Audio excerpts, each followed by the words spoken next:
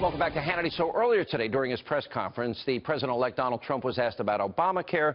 Now, there's growing pressure for Republicans to repeal and to replace it at the same time. And here's what Trump said earlier today. You're going to be very proud of what we put forth having to do with health care. Obamacare is a complete and total disaster. It'll be repeal and replace. It will be essentially simultaneously. It will be various segments, you understand, but will most likely be on the same day or the same week, but probably the same day, could be the same hour. Obamacare is the Democrats' problem. We are going to take the problem off the shelves for them.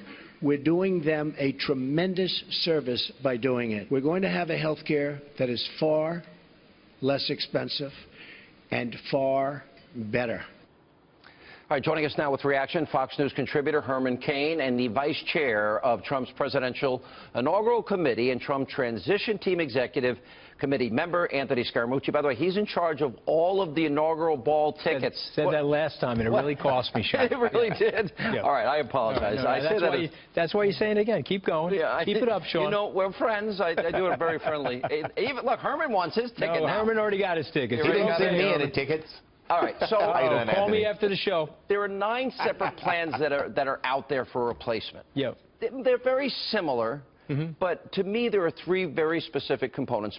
On top of portability, taking your plan job to job. Right. Competition, buying it across state lines.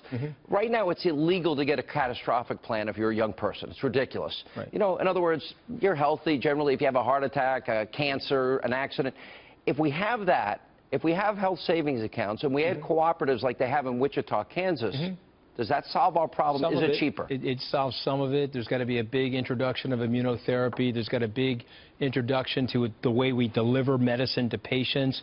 Every industry is at an S-curve where you've gotten the delivery of services to be better at a lower price, whether it's data transmission on your phone, airlines, you pick the industry. Once you deregulate the industry a little bit, you can deliver the services more cheaply.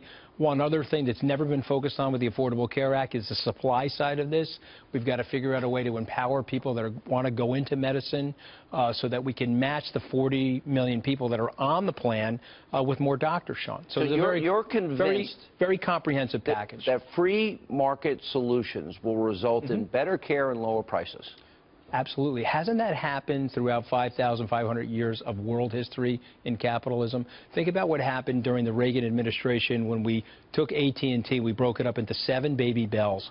Over the course of the period of time, 32 years later, 33 years later, we've got data transmission down to fractions on a share, penny versus where they were when you and I were making collect calls from Europe to our parents, right? Well said. So that's where we're going, and that's where the president-elect wants to be. It's a free market-based system. He said something very powerful. He's actually helping the Democrats because this is an albatross and a millstone on their necks. They own this. Oh, I'm sure they're going to say thank you, Mr. Trump. They're going to be a lot nicer. They're going to send him roses and chocolates in the morning, and the media too. Herman Cain. The people, millions of them lost their doctors, lost their plans. No family saved $2,500 a year. The average family increase, according to Kaiser Health, is $5,400, and that does not include 2017 increases as high as 116% in Arizona. How, on the political side, that's one question. But what is the most workable solution from your perspective? From my perspective, what people are going to be surprised of is that the Republican plan, as it evolves, is going to be much simpler than that whole monstrosity that's a disaster called Obamacare. The Democrats' only tactic is to try to spread fear and to say you can't repeal and replace, when in fact you can, because the Trump administration is going to replace it with the help of the Republicans in Congress with something that's much simpler. Were you surprised Paul Ryan said it was going to take a year? I was. Well, maybe in political terms it'll take a year, but he hasn't sat down with President-elect Donald Trump. No, yesterday he said we'll do it at the same time, but a week ago he was saying, well, we'll do it sometime this year.